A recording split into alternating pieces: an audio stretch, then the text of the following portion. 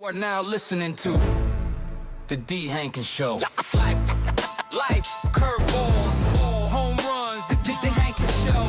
Are you ready? Let's go. What's up, y'all? Welcome to the Dee Hankins Show, where we talk about life, help you with your curveballs, and celebrate your home runs.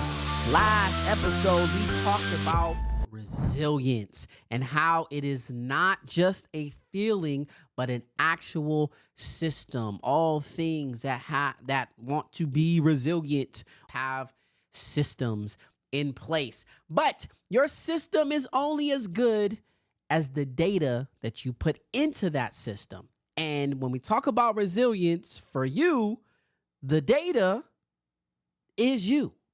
Many times I ask people, what do you know about you? The more you know about you, the better and stronger your resilient system. So we're going to unpack it, and we're going to learn all we can today about who you really are. This is episode 29, Know Your Hardware. Let's get into it.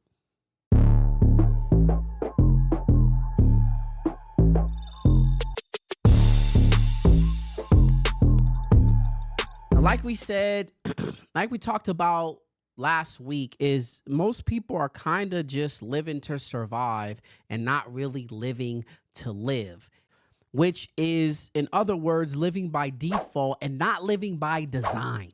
Some people just think, I'm an angry person. I'm just like this. This is how I am. And that's not necessarily true. The truth is, you probably just don't have much data on yourself. When you don't know you're in a world of trouble. When you don't know who you are, when you don't know how you react to things, how you process things, how you are you, then you're going to put yourself in situations that may drain your energy. You may put yourself in relationships that you shouldn't be in. You may put yourself in situations that don't work for you. Therefore, you're constantly being frustrated. Therefore, you're constantly blaming. So the more you know about yourself, the easier it is to, one, fix those things about yourself that maybe you're falling short of, but two, set yourself up to be in the most optimized position for how you operate. All right. So basically, you're an operating system. You want to be put in the best type of computer, right? The best type of system, the best type of place that is going to utilize you to your max capacity. And then you benefit on that. So the more you know about yourself, the more resilient you can be. The more resilient your systems can be, the stronger your systems can be.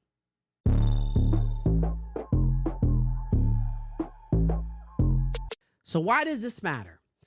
Because resilience is a system. We established that. And every system needs accurate data to run efficiently. And that's what we want. Remember, we don't want to just survive. We want to live. We want to live. And in order to live, you got to feed your system accurate data. Today, the data is all on you. So what do you know about yourself? Knowing yourself gives you predictability. When you know your history and your personality, you can see a reaction before it happens. You can see the red flags, the stop signs. You can recognize green lights, red flags, white flags better, right? So if something's going on, like let's say you're having this panic attack and you know your history, then you're able to kind of catch it. You're able to tell your mind, I am in control of this situation because I know where it's coming from. I know where it's stemming from. I know the source of it. Self-knowledge is probably the best way to protect your core four. Self-knowledge allows you to stop wasting spiritual energy, mental energy, physical energy, your finances on things that you can't fix or don't need to be fixed by you.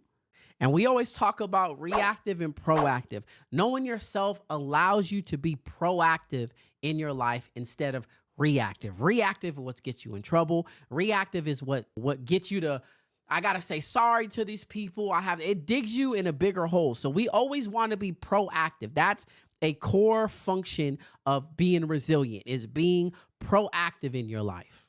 You become an expert on you, and that's powerful.